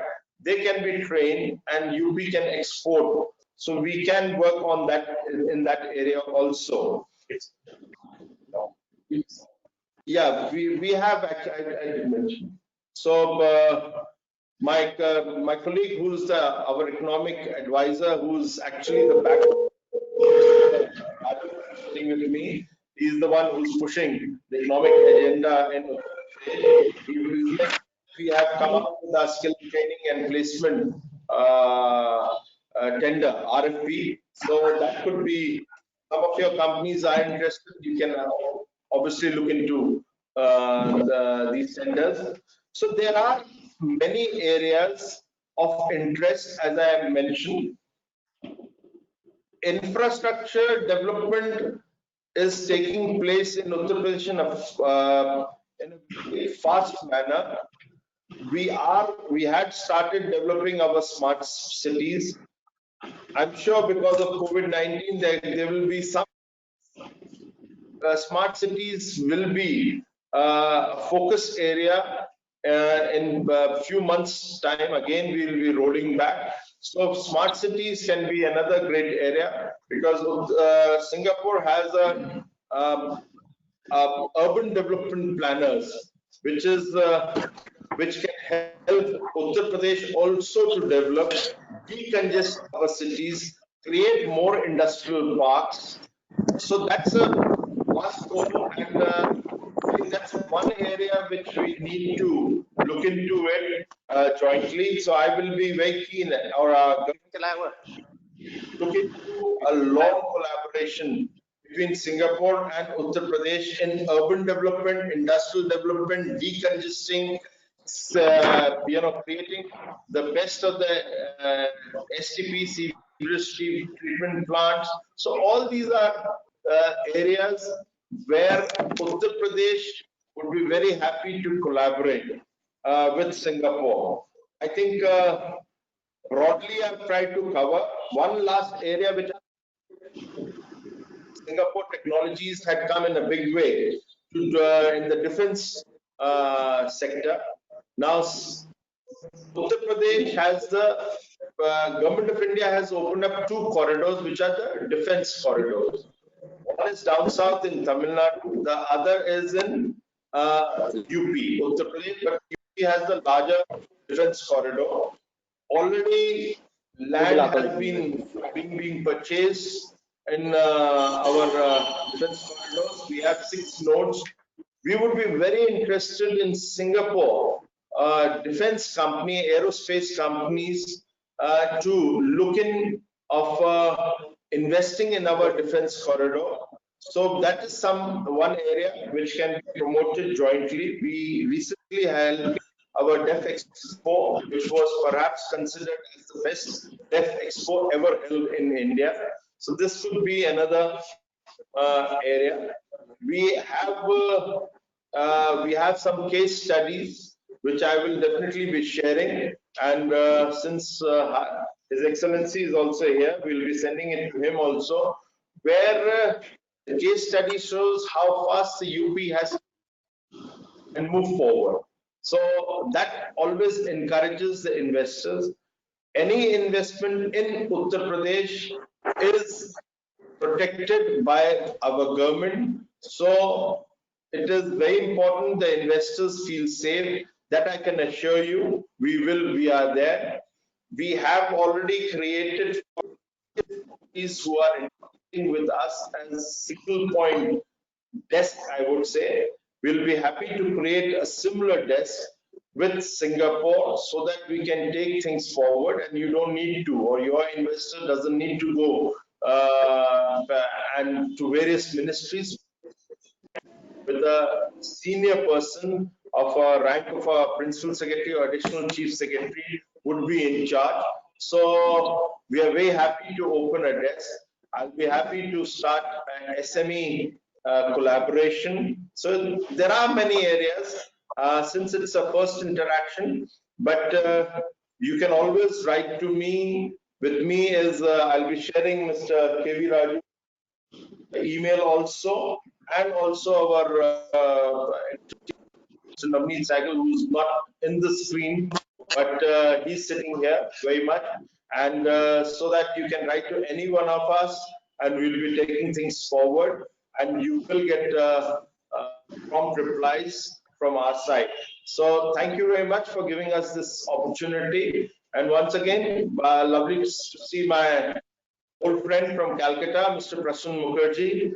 But it's been some time that we haven't met, but anyway, I think this is a great opportunity. Prasun, you should be looking at UP now more than West Bengal. West Bengal has inherent problems. Now look at Uttar Pradesh. Okay, and thank you very much. I hope Gotham Energy has not, taken West Bengal. That's a little political message I was giving to Prasun. But thank you very much for giving us this opportunity, and we hope to interact with all of you again. Thank you very much. Thank you, sir. Thank you, Honorable Minister, for your this very comprehensive and insightful address, sir. In fact, this is a very good idea to create a joint working group. I think Mr. Prasun Mukherjee, we will talk to you, and then maybe you can take it forward from between PhD and all the other groups that will be doing. So we are just out of time. Just 2 questions that we have received. One is from LG Electronics India, Mr. Sushil Kumar. He says, on case-to-case basis, can UP government consider flat rate capital subsidy like MSIPS in mega project investment, or gross GST refund like Maharashtra incentive policy? This is his question. Dr. Ranjit, we have already, on a case-to-case, certainly we do on the basis of a mega investment. That's what our policy says. And secondly, we are also on certain products, we are moving from SGST, phase 2 capital subsidy. So that is another move we are doing. So on capital subsidy, we are moving, our incentives are moving. So it will depend again on the product to product. But we can definitely interact and take it forward with LG. Right. So another question is from Mr. Vivek Agrawala. That is about the land prices, sir. He writes that land prices are high. How we are going to sort of, see that land is available on a reasonable rates? We have a land bank, as mentioned. We have a huge land bank now with us. And as I said, land certainly nearer to Delhi will be more costly. But again, we have improved on the incentives if somebody moves away from Noida and Greater Noida. So those advantages will be there. But wherever we have created our land bank, we also have an airport. Uttar Pradesh has already, apart from international airports, which we have 4 of them, we have also added 7 low-key airports. So connectivity is maintained. For example, just to give you, we are coming up in Lalitpur. We have proposed a pharmaceutical park, and we have 1900 acres there. Now in Lalitpur, we have the Jhansi airport, which has been developed already. So it will be operational. So these are the areas. For example, yesterday was the being developed. So we are looking at how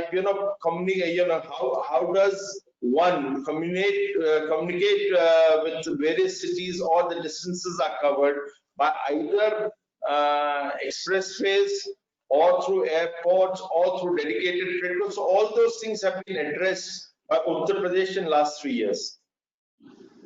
Right. Thank you very much, sir. We're just out of time now. I'll request our Secretary General, Mr. Saurabh Sanyal, to give a formal vote of thanks and concluding remarks for today's webinar, since Mr. Sanjay Agrawal just could not join because of a health problem. Mr. Sanyal, over to you. Mr. Sanyal, can you listen? He's there. Sanyal is, we can see him on the screen. Yeah, Yeah. he's there. He's there.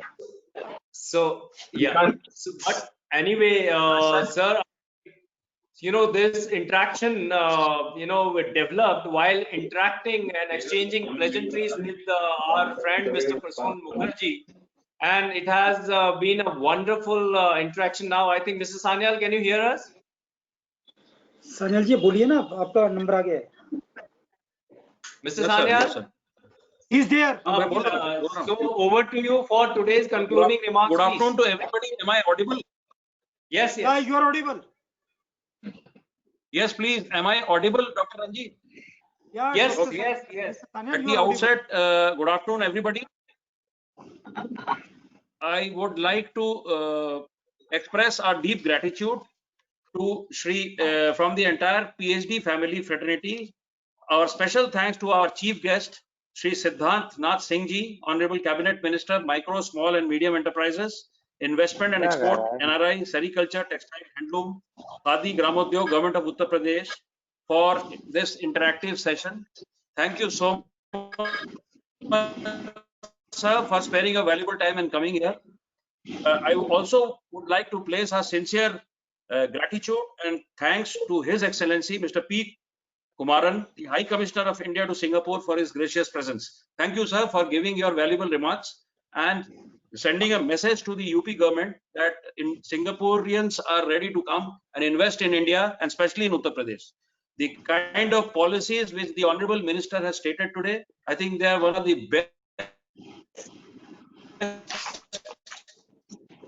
policies which have come as good as Vietnam, or in fact stepping a step forward beyond Vietnam. In the ease of doing business side, you can set up a business within 15 days, and that is what the Honorable Minister had told us, that within 15 days you can establish a business. Within 1 day you can open your enterprise and open your corporate bank accounts. I mean, this is the kind of ease of doing business which is happening in UP and Gujarat. These are the two most formative and forward-looking states which are doing helping the overseas companies in coming to India, especially after this new normal and the new pandemic which has set in. When the US and Chinese companies are moving out, they have not realized the potential of India, the demand which is there in India. And I would urge the Singaporeans and all businesses through Mr. Prasoon Mukherjee, who is sitting here and who had given a very good opening remarks, to inform the Singaporean companies to kindly come and invest in India, because they'll find the best place, the best services, and a red carpet treatment at UP as well as at Gujarat. I also wish to express my gratitude to all the distinguished friends and industry leaders from Singapore who are here. I'm very thankful to all of you for showing your interest in the investment opportunities in this very progressive state of Uttar Pradesh. My sincere thanks to Mr. Prasoon Mukherjee, the Chairman IBD, SICI, and Chairman Universal Success for having this session organized. Thank you, sir. Thank you so much for having collaborated with PhD Chamber and with Dr. Ranjit Mehta and set up this interactive session. I am thankful to the Singapore Business Federation and SICI for associating with PhD Chamber for organizing the interactive and informative session with an objective to explore and promote business opportunities in the state and vice versa.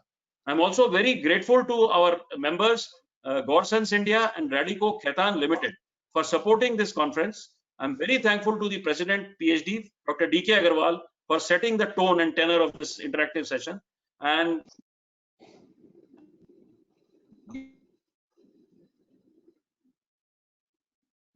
giving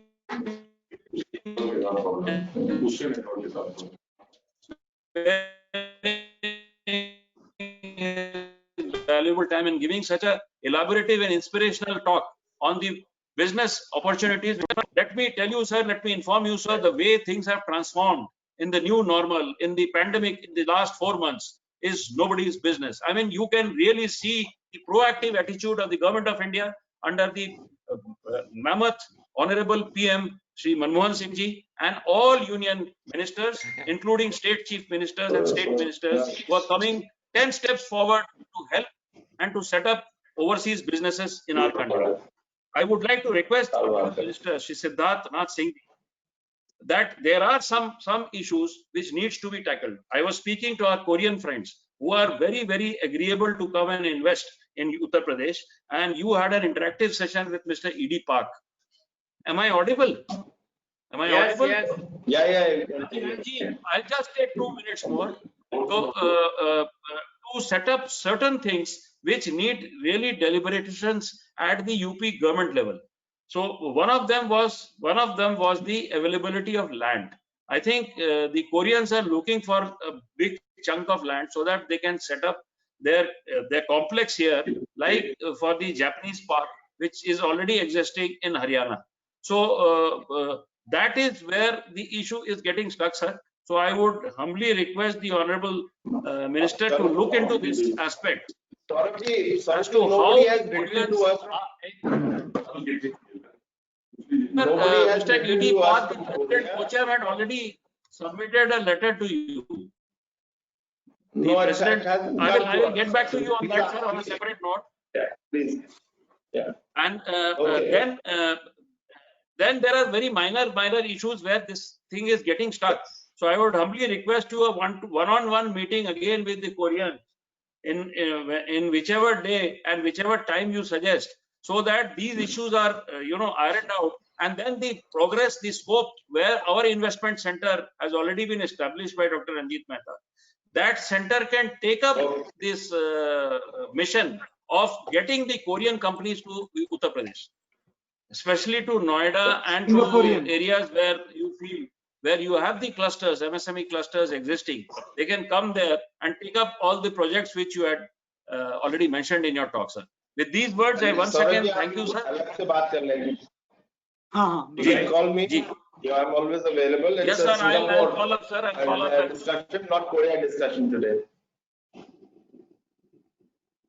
Right, sir.